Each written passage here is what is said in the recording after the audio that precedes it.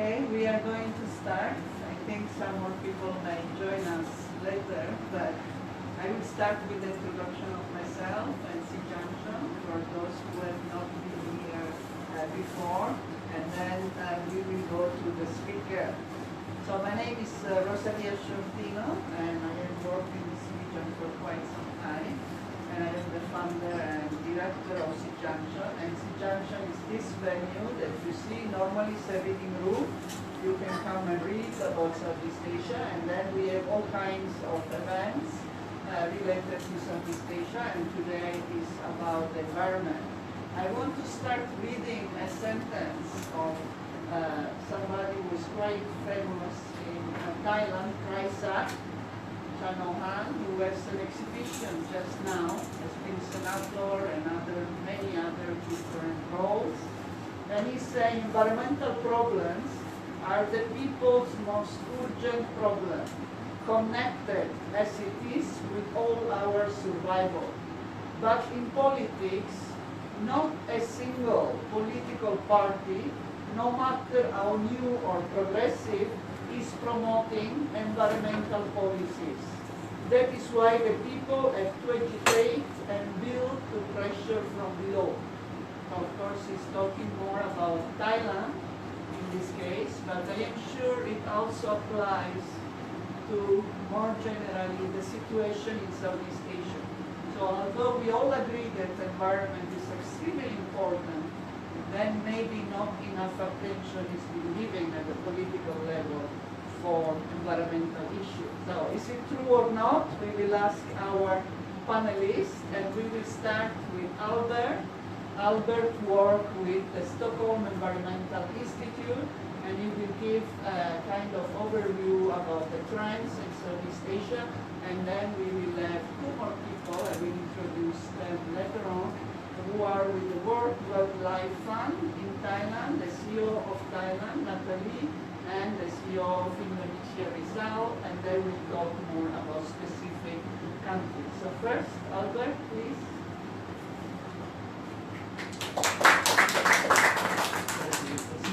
Thanks, Rosalia.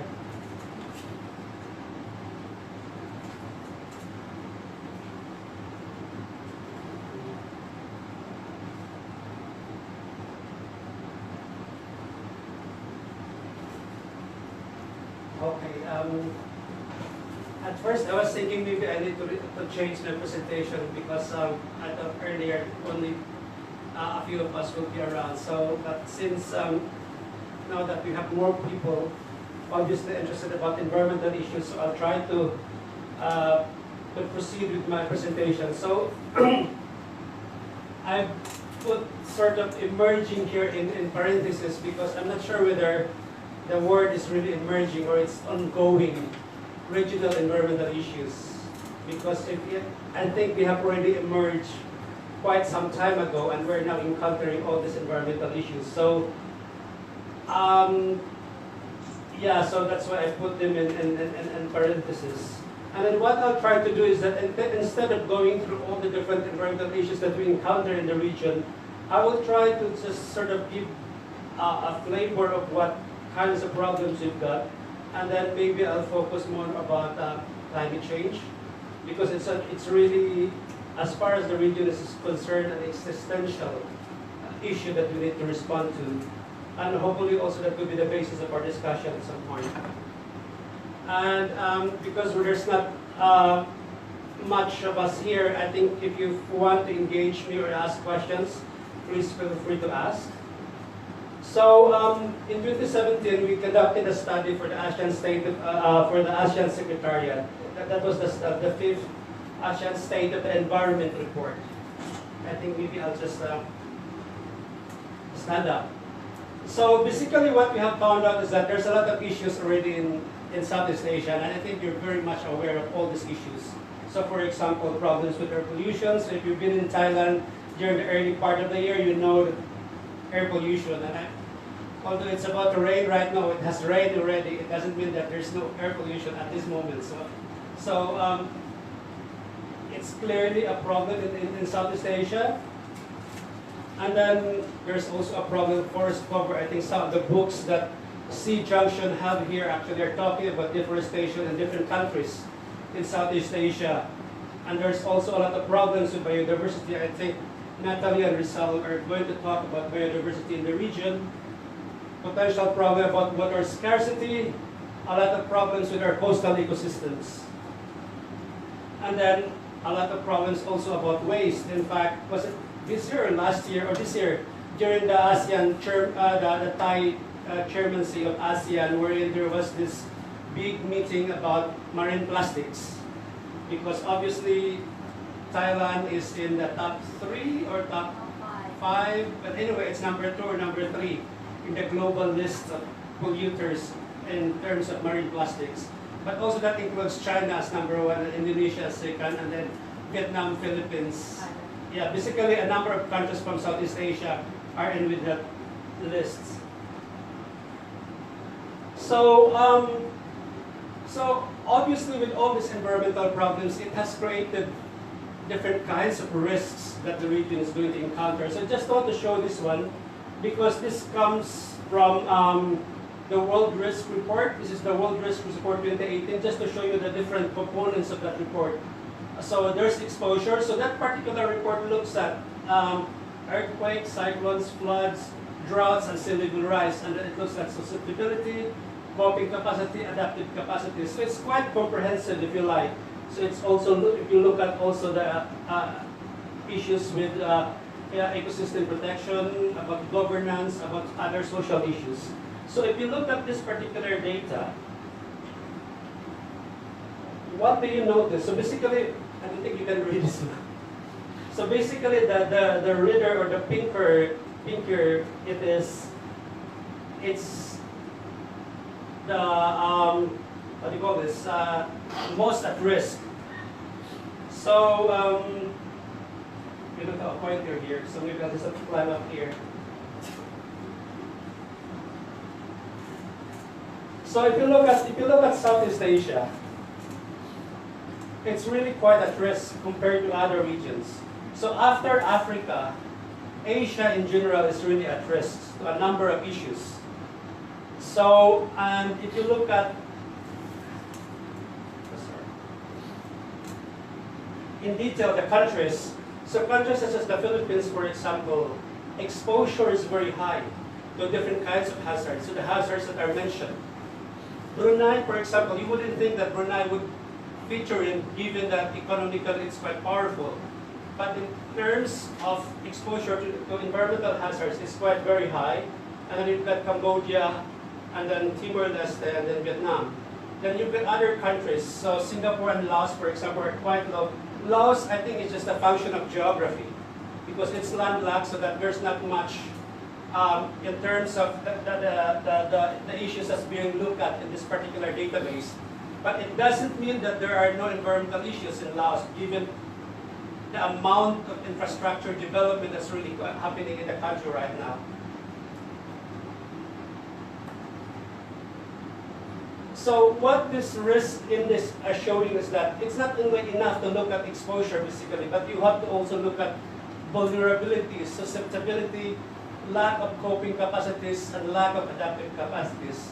So you might have low exposure, but if you have lacking in coping capacities and adaptive capacities, then your risk index will be quite high.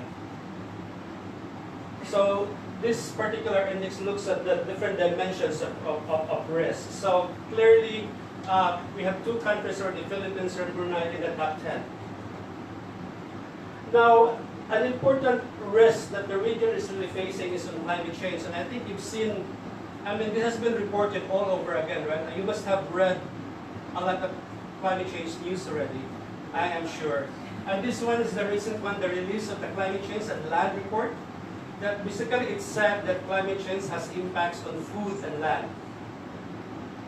And then last year was the release of the 1.5 degrees report. So basically showing that we only have basically like about a year or so before a real climate emergency is going to happen. And then the next report that will come up after this is the oceans report, which again will be quite green reading for everyone. So it's like every year we have this green news about what's really happening with our climate, and I'm sure you're aware with what like personalities such as Greta Thunberg is doing to really raise awareness with respect to the impacts of climate change. So basically, if you look at like in geological time scale, some scientists are arguing that we are now entering a period, the so-called Anthropocene, wherein it's no longer like Holocene period wherein there was an ice age and different geological events. But here at the Anthropocene, this is where for the first time anthropogenic impacts are started to be recorded. In fact, some of our scholars also are arguing that maybe it's not called Anthropocene, it's called Capitalocene, because it's when capital have started to really wreak havoc on our environment. And you can show that in environmental records. So here what it shows is that the Earth right now, starting on Anthropocene, is that we're going towards two paths. So one, if we're really very good at stewardship, then we will get to a stabilized Earth. But judging all indications right now, we are heading towards a hothouse Earth, we call it. And then when we get to this point, we will be breaching a lot of planetary thresholds. In other words, there will be no turning back.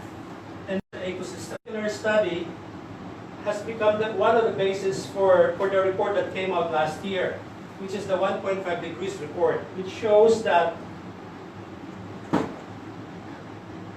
this is where we are right now.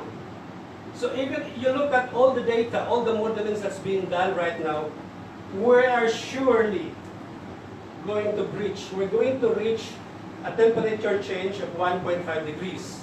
And that would be between 2030 and 2050. So we know that's going to happen. What we don't know is exactly what year. So even if we succeeded in peaking our emissions around 2050, it will take some time for the impacts of those emissions to really come down. So whatever we do now, even if like tomorrow we decide to just reduce greenhouse gas emissions and do everything that we can to adapt to the impacts of climate change, we would still looking at impacts in the next 10 or so years, depending. But because it takes a while for greenhouse gas to really be removed from the atmosphere.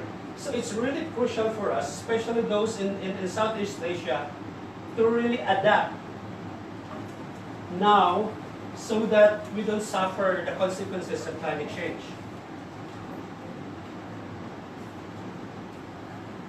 And then, so another study also that came out in trying to look at the global emissions gap, where it showed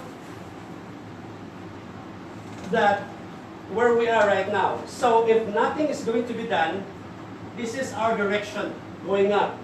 And even if all pledges are going to be accomplished through the Paris Agreement, everything that we do at the moment, all policies are going to work, where are still we heading? So we're still not better off despite everything that we're going to do at the moment. Because what we need to do is to reduce emissions up to this level.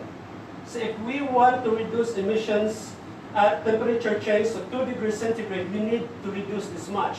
If we want 1.5 degrees, this much. That means we're still very far from that. And the trajectory is really moving up. So I have to move quickly. Just to show, this particular one is about sea level rise. What it shows is that areas around the Philippines and Indonesia are heavily affected. So it has changed, and this is from 2002, I think, to 2014. Every year, the sea level rise has changed by 14.7 millimeter per year, plus or minus 44 millimeters. So this area is affected, and this is largely due to temperature increase and then the melting of the glaciers and ice sheets. So if you look at all over the world, the areas around Southeast Asia are heavily affected, especially archipelagic countries. So these are some of the impacts of the severe rise. So at 1.5 degrees, we expect 46 million people to be displaced. More so at 2 degrees centigrade change. And then the more impacts, the higher the temperature change. Same with water. At 1.5 degrees change, there are already water shortages. And then more impacts, the greater the change. And then same with food. So at 1.5 degrees, wheat, rice, maize, soybean production suffers. So if we will get to 1.5 degrees, all the rice-eating countries in the world, especially in Asia, would be really affected. And then flora and fauna, a lot of the coral reefs are found in Southeast Asia. In fact, the center of marine biodiversity is in Southeast Asia. So the coral triangle, so at 1.5 degrees, 9 out of 10 coral reefs are at risk from severe degradation. And also, not only will climate change affect critical ecosystems, it will also lead to a lot of disasters. So in 2016, a lot of the displacements that happened were climate related. So like for example in the Philippines, Indonesia. And also climate change is going to complicate poverty alleviation. It's going to affect a lot of poor people, and it will make a lot of poor people a lot poorer. So this is the data from the World Bank. Basically, it shows that with climate change, around 3 million people in the Philippines, and then 1 million in Indonesia, and 1 million in Vietnam will be affected. So the key question is that,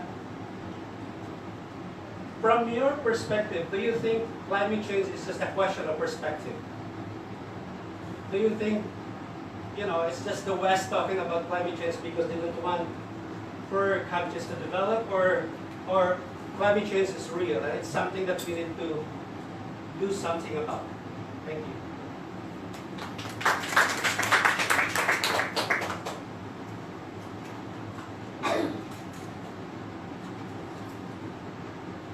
So, I think this is quite scary presentation, but let's see if we can do something about it. Hopefully, there is something also that can be done. So please think Rizal is the first one. Rizal is quite famous in Indonesia because he has been an activist in many different kinds of organizations, and now has landed with the WWF, World Wildlife Fund, is the CEO in Indonesia, but he has worked in many different fields. So actually has quite broad perspective.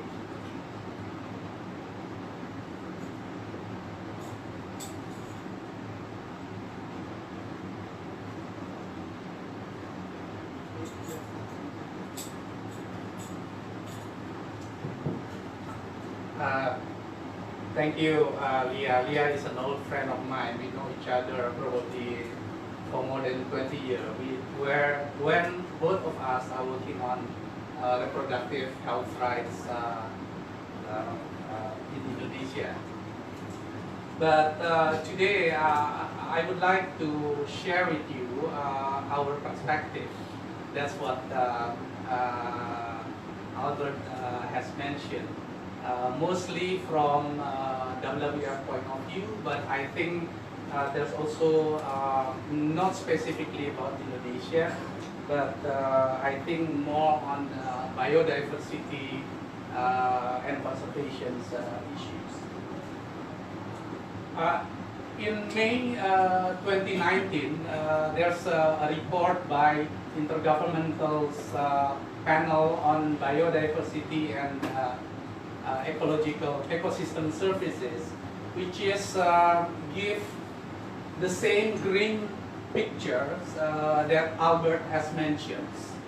In a nutshell, basically the report say that 1 million species, plant and animals, will be extinct, and most of those will happen in the next decades. So in the next 10 years, a lot of animals and plants that we have at the moment, some of those we haven't known anything about them will be extinct because this is a very important panels involving more than 150 institutions throughout the world. They are going into more than 20,000 scientific report and modeling, and they came out with these decisions. It is also confirming the Living Planet report that WWF has published in 2018, which try to see the trend from the 1970 data into 2010, which show that about 60% of vertebrate was is declined. 60% of in just 40 years, the number of vertebrate was declining in the world. So basically, what does it say is that our biodiversity is become worse. We have less plant and animal species. Some of those probably we haven't known about. And then one can say, so what's the point? Isn't it that the nature will come into equilibriums? Isn't it just natural selection? So some species will survive, some species will go because they are not fit. But the point both report has said is the speed and the scale of the extinctions is we have never seen before. So it's unprecedented event. So even if the natures, just like the climate change, find its equilibriums, probably those equilibrium will become the word which make human are not possible or difficult to survive. So this number, it's not only numbers, but this is the indications that has never been before human destroying the habitat where their life support are depend on. We are depend on our forests, our oceans, on oxygens, the necessities for our survivals, water, fresh water. We cannot survive without fresh water, and also food, medicines, and a lot of other things that we are what depend to survive as human. Of course, one issues which probably population growth is one of the triggers. So at the moment, we have about 7.5 billion populations. It's double in less than 30 years, from close to 4 billion. And probably at the 2050, we will have about 9 billion populations. Of course, there's a lot of debate how much the Earth can, what is the optimum size of the populations. Some calculations say that the optimum size is 10 billion people. Ehrlich, one of the futuristic, said that actually the world, the Earth only can house 2 billion population. We already passed that number. But one study said if we want to have the ecological footprint like Qatar, for example, we need 4 Earths to support the population that we have at the moment. So, but the most important part of this population growth is, especially in this region, the increasing of middle income class, who also demanding more food, more energy, more luxury goods, because they have the capacity to spend their money beyond subsistence. So this is also the result of the economic growth in these regions, but also the importance of these regions within what Albert say, capital scene that make the economic growth for this region is possible. So more people having more money to spend, but they also demanding more food, more energy, more infrastructure, and more luxury goods. This is just one example. Indonesia and Malaysia is the largest exporter of palm oil, and the palm oil, the way we plant palm oil at the moment in Indonesia actually is not sustainable, because economically it will be much more profit for company if they are expanding rather than they are increasing their productivity. They make more sustainable palm oil production, for example. And unfortunately, because also the governance, environmental governance, is lacking in many parts of the world, you will see that a lot of commercial agriculture for export, about a quarter of it is basically come from illegal conversions of land.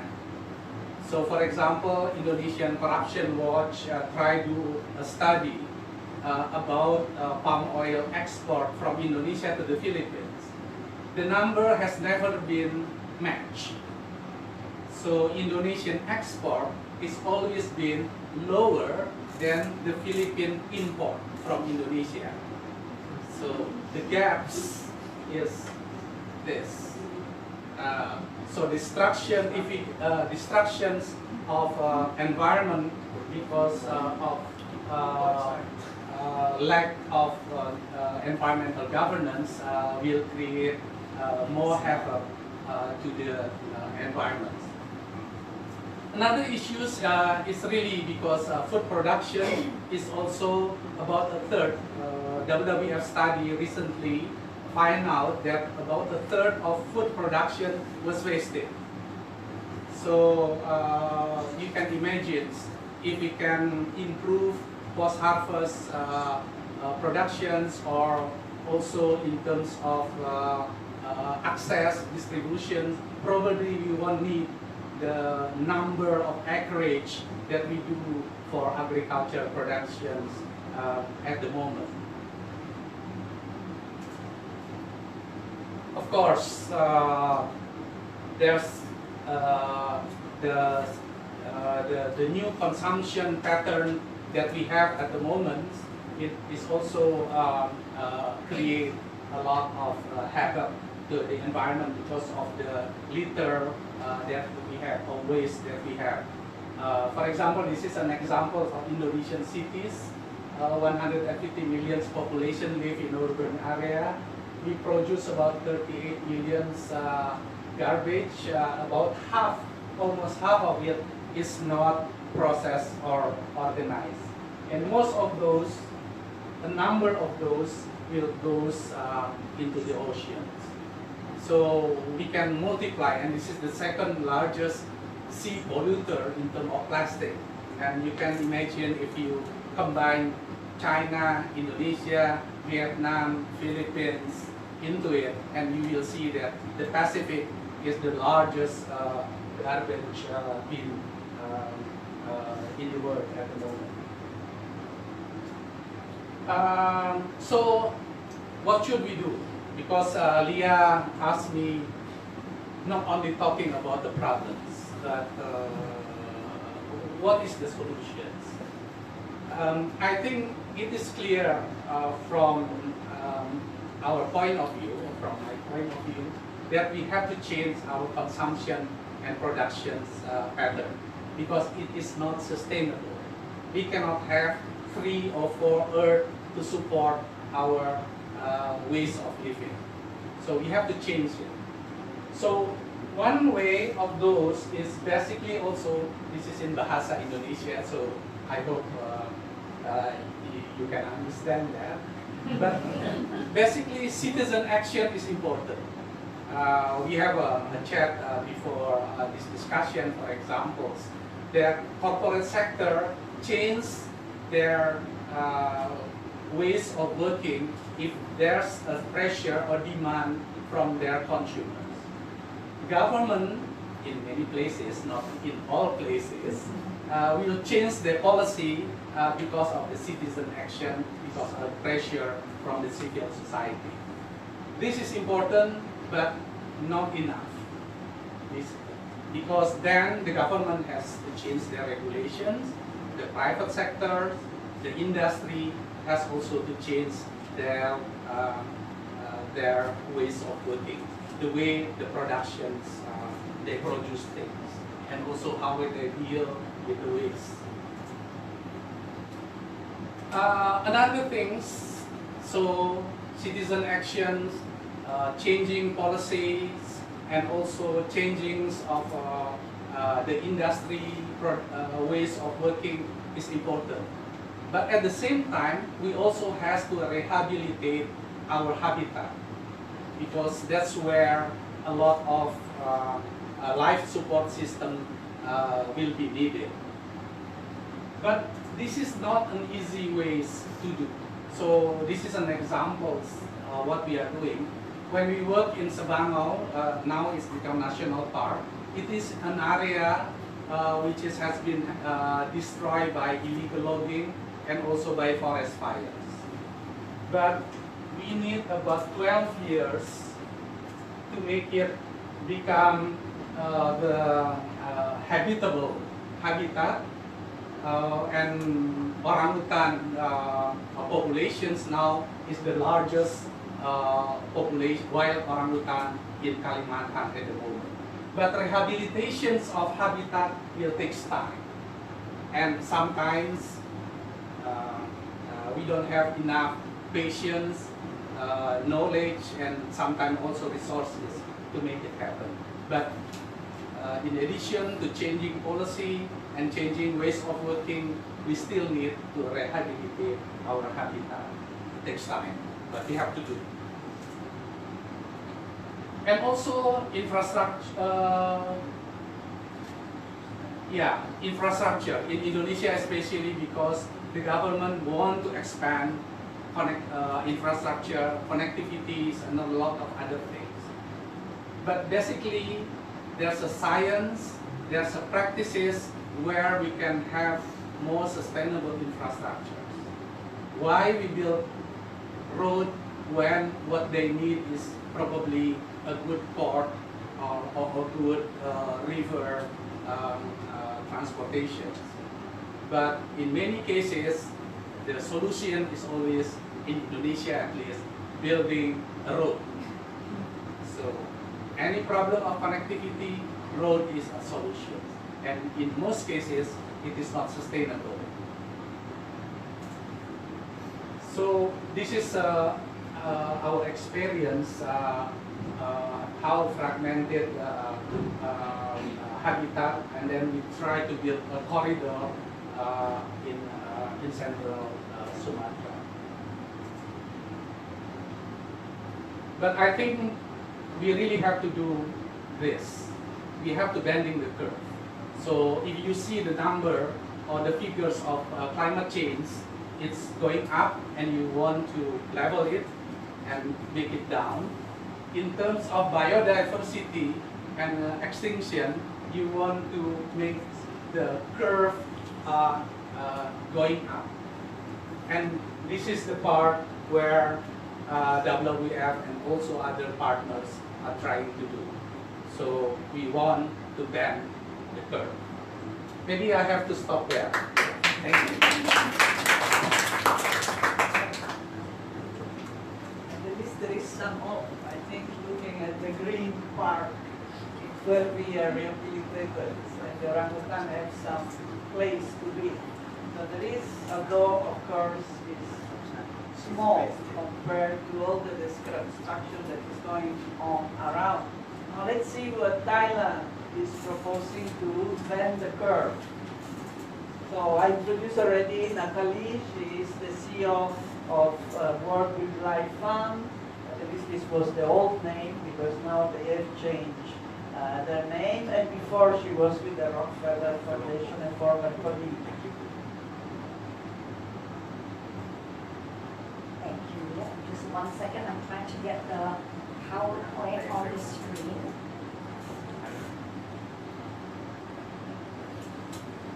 Okay. All right. So good evening. I'm Natalie, and I'm really delighted to be here, and thank you for coming here on a Friday afternoon. It's really inspiring for me to see faces who sacrifice their Friday afternoon to really discuss about the environment and whether Southeast Asia has a green future. So I think it's probably a good signal that there are some of us who really care and are here together. My first slide is really just some facts. Didn't know what to name it, but so I said, did you know? And this comes from, I think, the same report that my colleague Rizal has extracted some information. So it's the WWF's Living Planet Report 2018. It's also downloadable online. So globally, nature does provide ecosystem services to all of us. And they're free. They're like a public goods. And it's actually valuated at $125 trillion a year. It's enormous value given to all of us. This is the oxygen we breathe, the water, the absorption capacity of carbon capture by plants, all this, $125 trillion a year. But we don't necessarily think about it. We don't necessarily value nature sometimes. So when I was asked by Rosalia to give a presentation here, and the topic was a greener future for Southeast Asia, question mark, I think one of the questions we probably have to ask is, what is that trade-off for us? And my point is, can there be a future where human beings and nature live in harmony together? Because it's not an either-or question, right? It's not about, should we just leave this planet and go to another planet? We have to live in our home, which is this planet. We have to preserve it, as the data from Albert and Rizal has suggested. But what is the trade-off that you and I have to do to sustain the world in that steady direction, zero slope, not negative slope, zero slope, so that the planet is secure for our future, our children's future, and the generations to come? So that's kind of the question that I've been tackling with. You can just read all the fun facts later as well. I'm happy to share the PowerPoint. So I just want to start first very broadly. My colleagues talked about the very broad global climatic evidence. So Albert Rizal talked a little bit more then about some of the broader biodiversity trends. So now I just wanted to pinpoint a little bit to Southeast Asia in terms of some of the evidence in terms of the threats. So what are the threats to making Southeast Asia greener? So if you look at this PowerPoint, dark means that there's higher threats to all the species. This is a global average. So you will see, I've heard myself, that Southeast Asia is very dark compared to other regions, right? You get the point. So moving quickly. Also, this is another breakdown of the threats. So for us to kind of really now zoom in Asia. So these are the global threats of various types of species. So mammals, amphibians, corals, and birds. If you look at the mammals chart, very red means it's very, very threatened. If you look at Asia, it's pretty much very dark red, right? Very deep red. Amphibians, not so much, but if you go to corals, again, deep blue means it's very, very threatened. So you see compared, this is really the hub of where everything is happening. So Southeast Asia is actually a hot spot for the extinction of our marine life. These are birds, and birds, I think it's more general, that it's pretty red everywhere, except I think if you look at the peninsular Southeast Asia, it's a slightly darker shade of red. So the overall point is Southeast Asia is a hub for biodiversity, and it's seriously under threat. This one you don't really necessarily see because the threats are separated into various drivers of the threat. So to what extent does agriculture drive the threat in Asia? You will see again here, so dark is not good. Agriculture, big threat. Logging also, and again it's more or less Malaysia, Indonesia, and Philippines. Hunting and trapping also. Greater Mekong is also worrisome. It's deep orange. Again, here fisheries. This is invasive species, so of course Australia, and then we have climate change here. But I just wanted to quickly show these three slides to understand better the breakdown of the threats, right, in terms of for various species. Now the next slide, don't worry too much about the details. I just wanted to kind of maybe emphasize the point that my colleague mentioned and Albert mentioned, the Anthropocene. It's largely driven by what? Human activity, right? And if you look here, it breaks down the drivers into purple is land use and sea use changes. Purple or violet is direct exploitation. So this is like just exploiting the earth. Orange is climate change. Light orange is pollution. Dark olive green is invasive alien species. So what we saw in the former chart in Australia. And gray are other. So this is a study that really tried to analyze the threats in terms of where the drivers are coming from.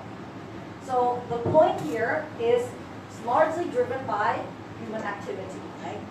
Land and sea use changes and direct exploitation make up half of the factors accounted for the threats.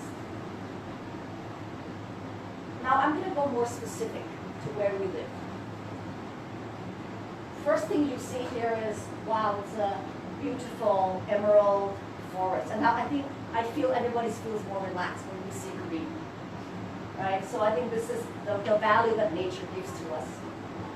Then you see this kind of a serpent snaking through the forest. It's actually a one-lane dirt road that is built from Kanchanaburi all the way to the deep sea port in Niue.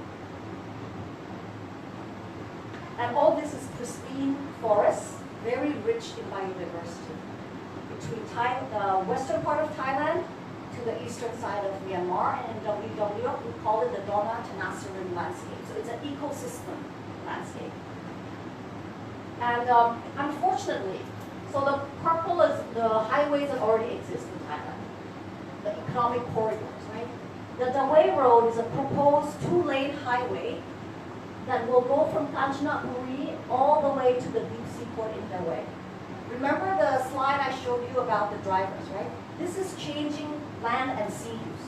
Sometimes we don't think that sea and land use are connected. Because 15 years ago, Thai government and Myanmar government agreed that there will be a deep sea port. Sea, right? Sea use. However, we needed to get goods to the sea. So what? Oh, land use. Let's build a highway. Roads, always a solution, right? Roads. Let's build a road to connect. Roads itself, they're not the bad guys. It's not the road itself. But I think it's in terms of how do you think about integrating sustainability into the road design. So, unfortunately, this new highway cuts through the last remaining tiger heartland in Southeast Asia.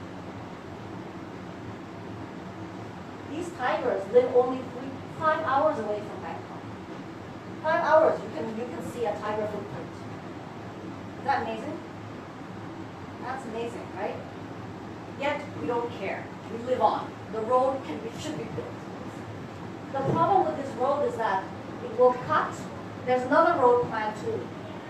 It will cut a forest, one whole carpet of forest into many segments. And tigers need what? They need genetically diverse group to reproduce, right? This will eventually create barriers for tigers to breed, to roam around, to search for food. It will also bring poachers. It will also make it easier to enroach forests through deforestation because people will be tempted to plant things. There are already evidence that lands around here are being chopped off to grow maize for animal feed. So this is just another map to show the density of tigers. You will see, you'll be surprised that in Thailand there is around 150 to 200 tigers. We have them on our camera traps. And they essentially live in the Western Forest Complex, bordering Myanmar. And the road will just go here. There'll be other roads that go here. And so you can imagine the devastation. This is just another map that I want to emphasize the fact that the extinction is real. Tigers are now critically endangered species. So the known, look at the dark brown patches. The dark brown patches are the known tiger range in 2006, so not too long ago, 2006. The known range scattered all the way from southern Thailand, all the way up to northern Chiang Mai, all the way up to the end of the Himalayan range up here, right? Today, it's this orange patch here, orange patch. So the range had reduced from 42% in less than in 8 years. So that's pretty impressive reduction in the range for tigers. And it would be surprising if your grandchildren will be reading books about tigers like our kids read books about dinosaurs because they would be extinct. So if you don't do anything now, I think that's a real threat. And this is happening 5 hours away from here.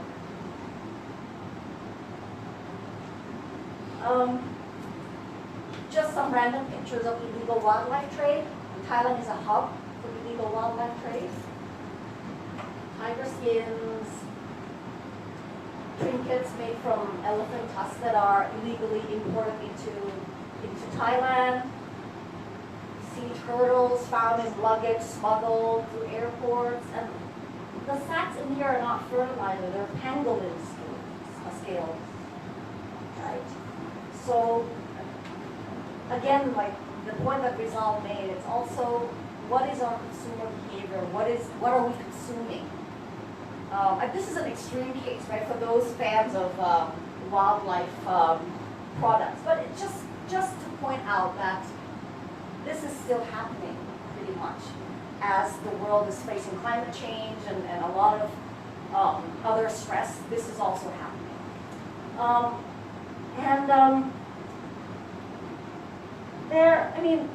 I think human beings have always believed in miracles, right? Since time immemorial, right? But unfortunately, I don't think there is a silver bullet into improving our environment or preserving biodiversity. However, there are ways I think that we can stall the extinction. Some of it is happening in Thailand. So this picture is an animal crossing that has been built along Highway 304 that goes through Khao Yai and Dong Phayang Yen complex. So this is 3 hours and a half from Bangkok, and it's probably South ASEAN's first animal crossing. that meets international standards. So there are solutions. It's not that we have to just build roads that are not respectful of nature. This happened Monday, Thailand Sustainable Banking. So the Bank of Thailand is issuing a set of regulations that will help local banks respect ESG or environmental, social, and governance standards, so that lenders are encouraged to abide by some sustainability rules. And finance is a big driver. So there's some hope that regulators are waking up, right, and seeing the importance of sustainability. I put Greta here just because I'm really hopeful that the young generation is a big force. And she's just, I think, an ambassador of the new generation. I see many young faces here. And lastly, I just wanted to say that big CEOs who impact stock markets and who really impact large portfolios are waking up to the call. So there is still some hope. No miracles, but some hope. HSBC and Walmart have signed an agreement to develop sustainable supply chain financing program that will keep track of carbon emissions to their suppliers. Suppliers who meet these targets will have loan incentives. So there are ways and there are emerging signs that the world is waking up. And I should probably end my presentation here. And thank you for your attention.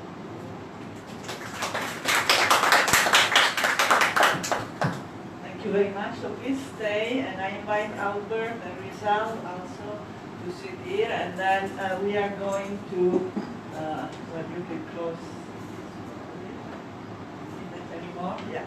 Okay, so I think there is a lot to digest and meditate, and again, the main question and challenge for us is what are we going to do as individual as well as institution to try to at least not worsen the situation. We may not be able to improve it, but at least try not to worsen what is already happening.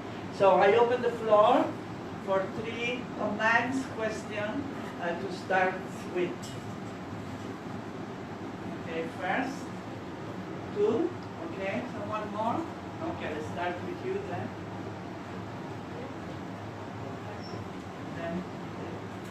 Hello everyone. So first maybe a personal question. Obviously I've been in the environmental sector for quite some time, and even probably when people were not really alarmed by climate change.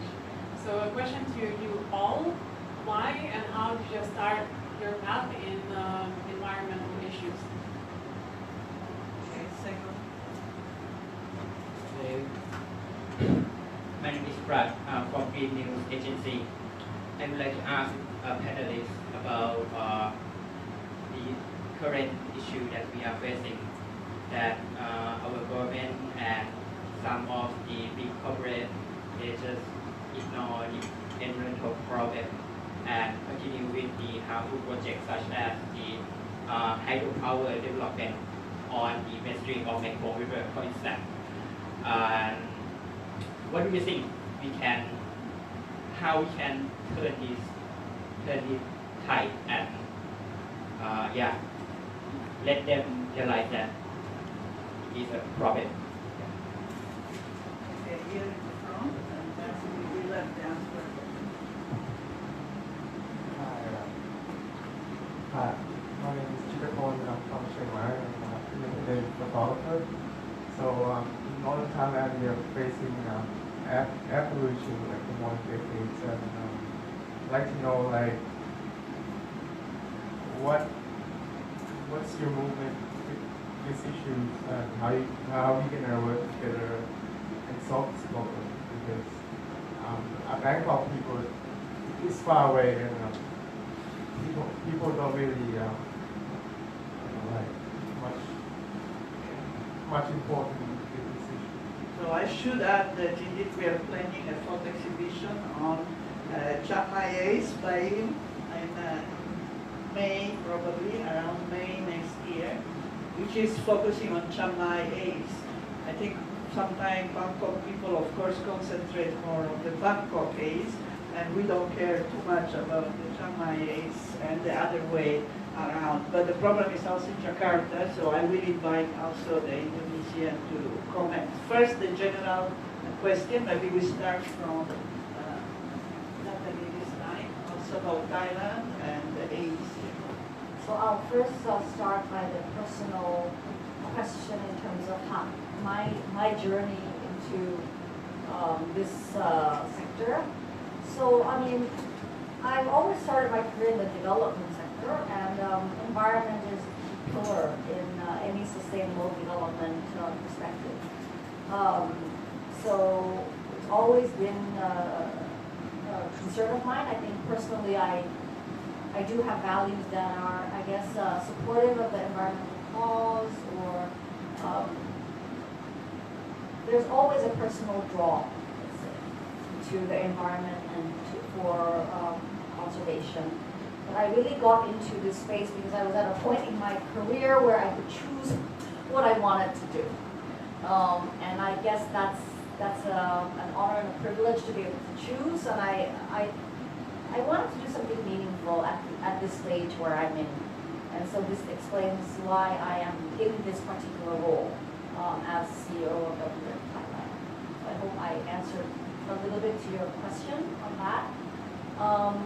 The other questions were governments and dams. Yes. So I just wanted to give maybe one example of what WWF Thailand did. My colleagues, not me, I recently joined, but what my colleagues did in WWF Thailand and in the NGO sector in Thailand to oppose the Mae Wong Dam. And if you remember the map that I had shown just now, Mae Wong is where the tigers live in Thailand. And there were plans to create a dam, a reservoir dam in Mae Wong. And what would that mean? That would mean that a significant part of the forested land would become a dam, the reservoir water. It takes, I think, a whole community to move and shake so that the message goes up. But I think we were lucky because a lot of the NGOs working to preserve the tigers in the Mae Wong moved together. We were also very lucky to be able to find political support from certain key businesses and politicians who cared about the tiger. So sometimes I think you got to be strategic in pushing for certain issues, right? If you take the example of Chiang Mai haze, find maybe unusual bedfellows who normally don't come together but who share that same concern. And I think haze is something that affects everyone, right? It's an egalitarian problem. It means that even though you're rich, you're poor, it affects everyone. So I think there's that angle that you could use. So I think these would be my answers to those questions. Thank you very much for these questions. On the first one, the personal one, I think when it comes to working for the environment, I think it's quite path dependent on the course that I did in university. Because I did marine biology, it seems to me that I have to really work environmental field. But what I decided recently, or when I joined the staff of the Environment Institute, is with respect to the focus of the work that I'm doing. So I lead our work on climate change adaptation and disaster risk reduction. So I choose those particular areas because I came from the Philippines and we have had a lot of disasters. So I feel like it's time to do something really quite seriously on the issue of the impacts of climate change and on disasters that's happening in my country and also in the region. So that's for the first one. And then the second one is on the question about governments and its priorities at the moment. I think we need to elevate the discussion and the understanding of how governments are making decisions with respect to the kind of economic models that governments are following. Because really, if you look at it, all governments are really there to exploit the environment, their resources, for their own benefits. Because maybe they have serious issues with respect to poverty. So do you want it to elevate their environment? And their economy. So somehow be wanted to exploit. So if that is the kind of economic models we're going to have, wherein the production of surplus is fundamental to the exploitation of the environment, then necessarily our governments will be doing the same. I mean, I think it would be hard pressed to find a government in the world right now, or maybe they've been learning from what happened in their history. But historically, it's always been the exploitation of the environment to produce surplus. So, I mean, I don't know how else can we interpret what's really happened historically aside from that. So, to me, the fundamental question is that we really have to ask hard questions on our economic models if we really want to address what's happening with the environment, what's happening with the impacts of climate change. And then on the third question about air pollution in Thailand, I think there's a lot of discussions already about, I think there's a lot of blames on who are actually causing. But to me, one fundamental part of that equation and what's happening really in Thailand is the growth of the Thai middle class, which Rizal is already showing us some figures, like by 2030, more than 60% of ASEAN population is a middle class, belongs to the middle class. With becoming a middle class also comes a particular kind of consumption pattern. So I think that's what's really happening also now in Thailand, because what the Thai middle class has been actually expanding. So what comes with that? There's a huge demand for cars. There's a huge demand for more condos, more buildings, more malls. And all those you need to build. When you build, you have to transport sand, you have to excavate the environment, you have to excavate the earth, and of course you will be releasing all this dust into the atmosphere. So again, if we really have to understand that dynamics is what's happening in Thailand with respect to air pollution, we have also to look at middle class formation. On personal issues, I think we have a different path probably. My engagement with environmental issues is by accident. I was a student activist. I'm the last before 1998, which as an activist in 1978, all the path to be, which usually happen for student activists, become a university lecturer or become a civil servant was closed. So basically, there's a batch of young people, student activists who cannot go into their professions, including myself. I learned journalism, but I cannot be a journalist if you have some idealism. So fortunately, for the first time in 1979, the governments are opening up because Emil Salim, the Minister of Economics, are convinced on the importance of environments because he attending the Stockholm conference in 1970s. And then for the first time, government of Indonesia created environmental departments, ministry in 1979. Emil Salim is economic professor, but he is a minister without portfolio, so he doesn't have a hand and a leg. So what he did is basically creating or facilitating environmental study center in the university to help him in thinking, and then he passed the legislations which give a space for civil society to engage on environmental issues in 1982. So there's the opportunity where student activists who cannot do other things at the time, then they become environmental activists, because during authoritarian time, that's the only space where you can engage in public policy and try to influence public policy making. So that's what happened with me. I'm become a member of the first Indonesian umbrella organization, Indonesian Environmental Forum, WALI, in 1983, and then it goes on and up until now. But probably this is the part which will be different with more democratic space in Indonesia. Probably this is a different part for people. On other issue, air pollution, I just want to comment also. As Natalie has said, that haze clearly forest fire in Indonesia is not only Indonesian matters. It's also affected Malaysia, Singapore. So that's why in terms of prevention, we really have to work also with other countries. We have done a lot in terms of trying to conserve the peatland. So there's a regulation that no peatland can be converted into palm oil concession, for example. And also a lot of works, the government created a new agency to conserve the peatland. But again, although we have been warning that El Nino will happen in 2019, still, I think a lot of practices where they clear the land by burning is still happening. And one is started and it's difficult to manage.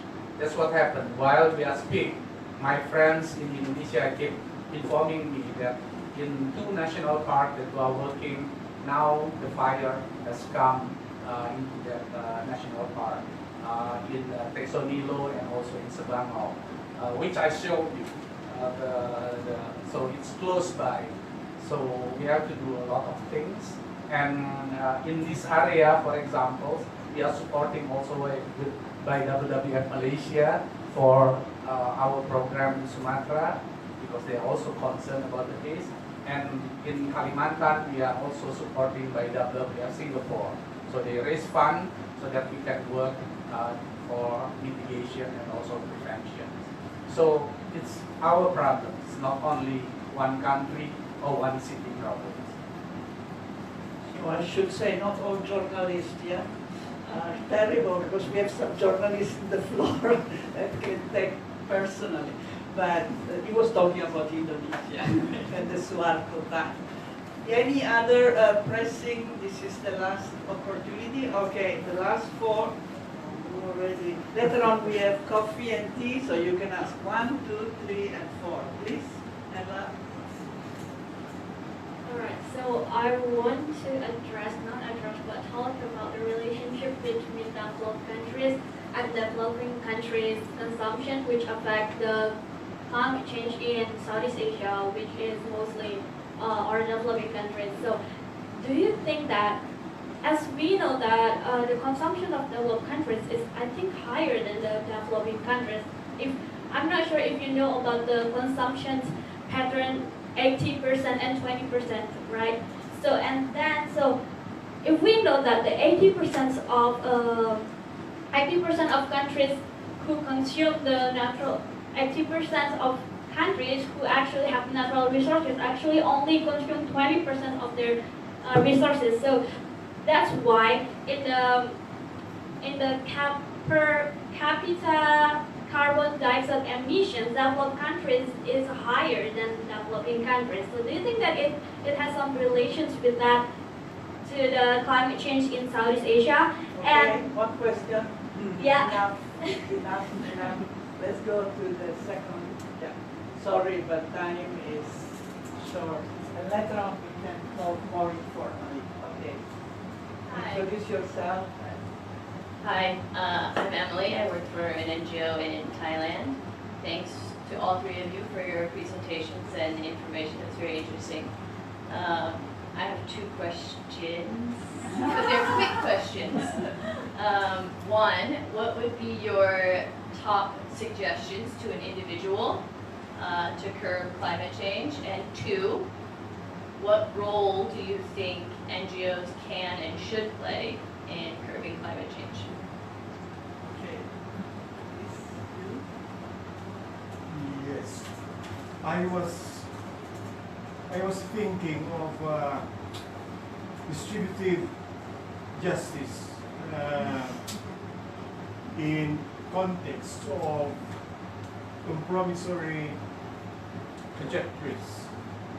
How are we able to bridge comfort and suffering in terms of legislation. There's scaling of suffering to impacted communities and biodiversity and comfort too. I was thinking, how do we legislate interventions to what address this? Okay, so redistribution of justice. Okay, Yeah. last. Yes. Hi. My question is quite similar to Emily's actually, but I'm coming from an international school teaching perspective. I spent the last 4 years in Myanmar and now 1 week in Bangkok.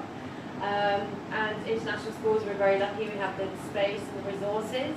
We use reusable bottles. We focus on food waste. Our students are very, very engaged, and we do a lot. And I've seen in my career a huge improvement. But what do you suggest, especially with the power of youth? What do I need to ask them to focus on next? Is it focusing on civil society action and how to put pressures on governments? Is that what we need to be teaching our young people, as well as please use a reusable coffee cup? Because they're very good at those things and they take them on board, so what next?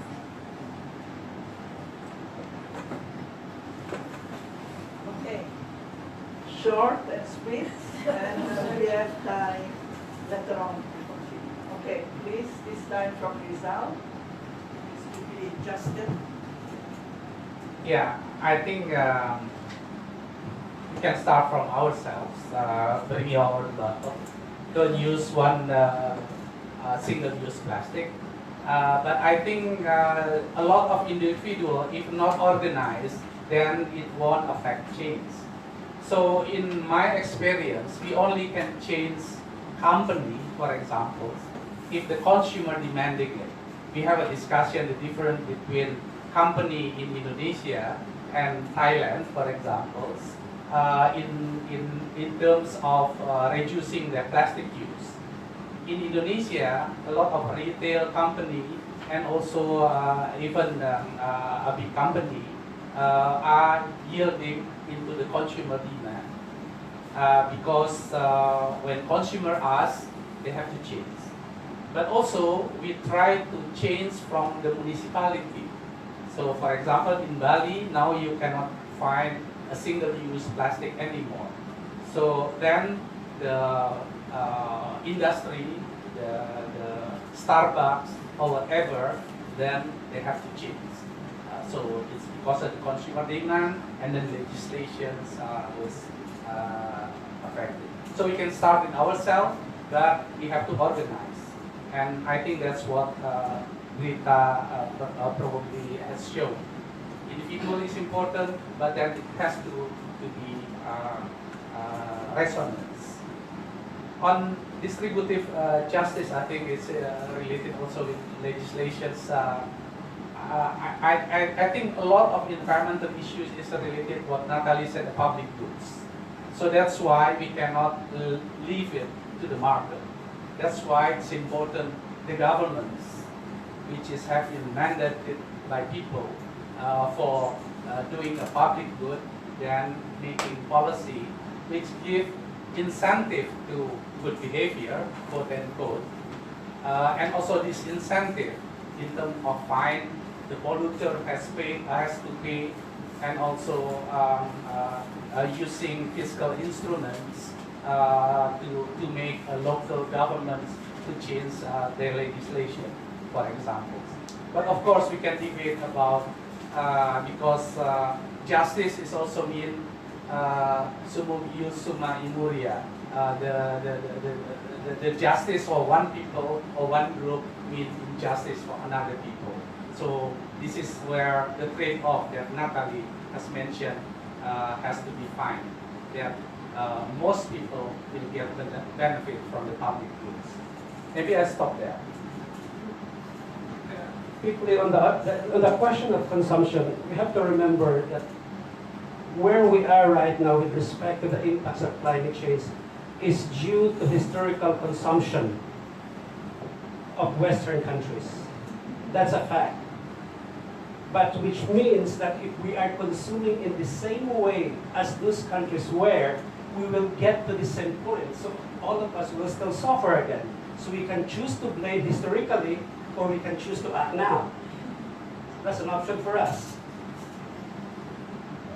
Second is that on some suggestions to curb climate change. So there are suggestions about mitigations, of course.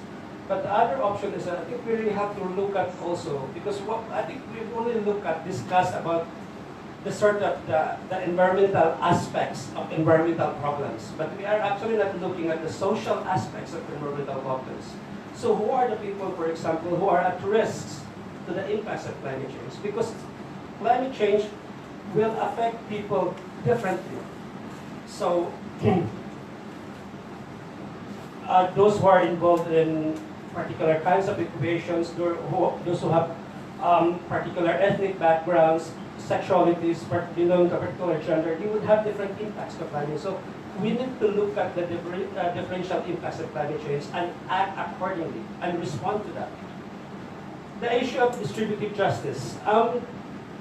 Because there's also an option for us whether we want comfort now and suffer later, or we can suffer now and at least have some comfort later. Because that's what it is. That's what we're doing when we try to make decisions about environmental issues. So we cannot just sort of have a good life now and then let the next generation suffer, because at the end of the day, this next generation could be our generation or could be our offspring. So what to focus on, especially when dealing with children? I think an important part to me, what Greta Thunberg has been doing in Sweden is really quite insightful. Just talk to them about why is it that this particular individual, this particular child decided to do something, and what motivates this particular person. I think that's very powerful. So lobbying to the governments to make it mandatory that we pay forward for the environment. We can discuss later on, because as I say, there is the opportunity to have Should be mandatory. But at the moment, I think let's finish this round. So continuing on the youth side, I'll start from the last and go to the first, reverse the order a little bit. There's also social inequalities at play, I think, that we forget to talk about when we talk about complex problems. Because what we're talking about are complex problems, right? These are systemic problems. It's not an isolated issue. If you ask people or kids or people actually now who are growing up and who are really committed to environmental cause, I think most of the time they will say that there was a personal encounter with nature that really touched them. Human beings, at the end of the day, we also work on emotions. We can read as much scientific literature as we want, right? I think most people in this room. But at the end of the day, if you don't actually understand or get to experience nature as an individual, I think it's hard to be convinced why you need to really protect nature. So your question of what can we do more, I think school children in international schools in Bangkok, they are pretty privileged. They go to Khao Yai in their homes and they get to smell the fresh air. They get to wake up and hear the birds. They get that mental and psychological sustenance from nature. But imagine growing up in an impoverished neighborhood. You never get to experience nature. Just living in Bangkok, I'm a runner. Where can I run in nature? I go to a fitness and I feel like I'm a lab rat running around and around and around, right? So I think there's that element that we need to understand when we want to kind of bring out that the love for nature and the need to protect and nurture nature is a social element. That right now nature can be felt sometimes only by those who are privileged to do so. This is in the urban context, right? And those who are living in rural areas, who are immersed in nature, see the threat, So there's that juxtaposition that I feel is not always evident, but we need to think about as educators and as parents. Now linking it to, I guess, justice and the environment, I think sometimes environmentalists or conservationists forget to think that sometimes you can push and push and push with the environmental card, but that's not going to move and shake governments. Sometimes you need to bring in other social sectors working in development to push. Just a case in point is Thai Union and the IUU, International, forgot the acronym on that, but this was 2 years ago with the slave ships. Remember that? That really was the card that drove Thai Union to change their fishing practices.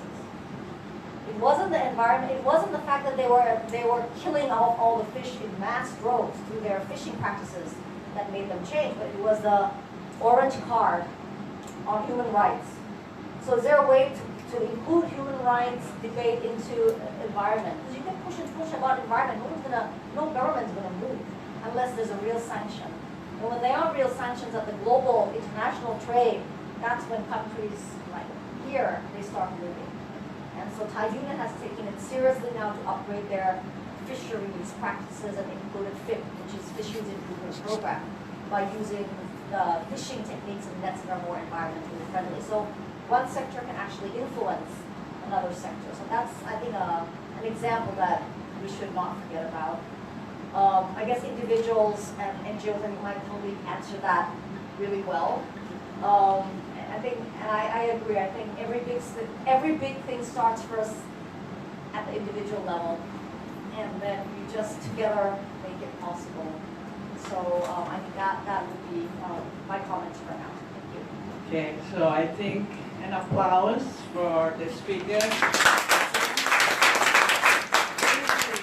Clearly the issue is political. I think this is very clear to everybody. We are talking about politics, government, movement, social movement that needs to occur. It's not only an individual, although we can do, of course, our part, but to change the stroke is not enough. Yeah? I mean, let's be clear about this because we may get confused sometimes about movement needs to be, and most important, the economic model has to change, and we are part of the middle class. So we are the middle class, if not the upper class. So this again we cannot forget because we are a part, and I drive the car too, so I am very guilty about not using public transportation. But so this is, and of course, is the big discussion whether it's a volunteer, are company going to change by themselves, or somebody has to make it compulsory for them to change.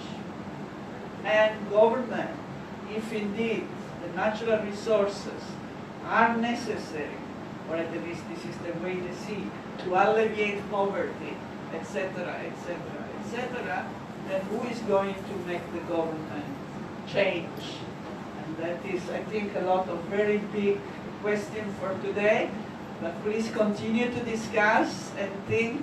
Over there, there is coffee and tea. And on your way out, please give a donation because this allows us to continue to all this discussion. And the next one is on the 30th of August about information wars. Meaning, wow, meaning how the hoax and disinformation, which is a serious problem, is also misused by government to put more control on the internet. So again, two sides to the same. We are concerned about hoax, but more government control is not necessarily the answer. So that will be the topic for the 30th of this month. So please continue to come to see Junction. And again, another applause to all our